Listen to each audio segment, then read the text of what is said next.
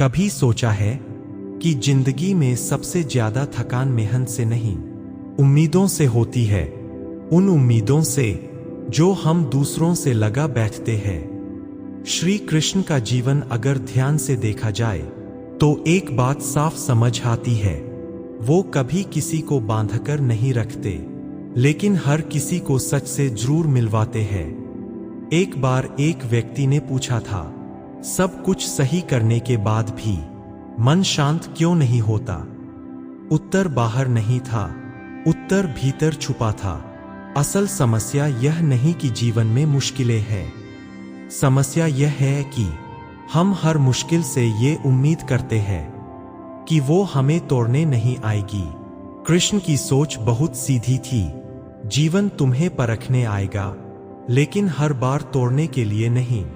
कभी ध्यान देना, जब कोई इंसान हर किसी के लिए अच्छा बनता है तो अक्सर वही सबसे ज्यादा अकेला रह जाता है, क्योंकि दुनिया आदत बना लेती है, कदर नहीं। यह बात कड़वी है, लेकिन सच है। कृष्ण यह नहीं कहते कि सबके दुख अपने ऊपर ले लो, वो कहते हैं इतना मजबूत बनो कि दूसरों का दुख समझ सको, लेकिन खुद को खोकर नहीं। मनोविज्ञान भी यही कहता है, जो व्यक्ति हर समय खुद को साबित करने में लगा रहता है, वो भीतर से सबसे ज्यादा थका हुआ होता है।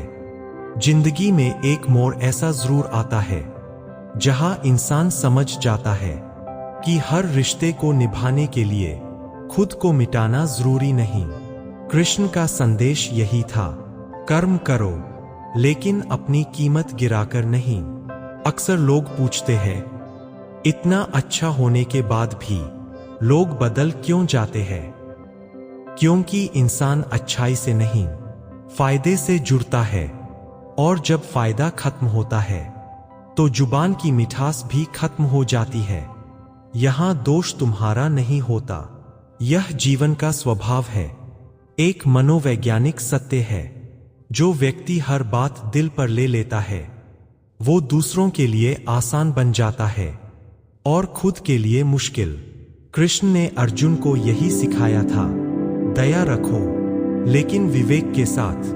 अगर कोई तुम्हारी कदर नहीं करता तो वहां टिके रहना प्रेम नहीं, आदत है, और आदतें आत्मसम्मान को धीरे धीरे खा जाती है।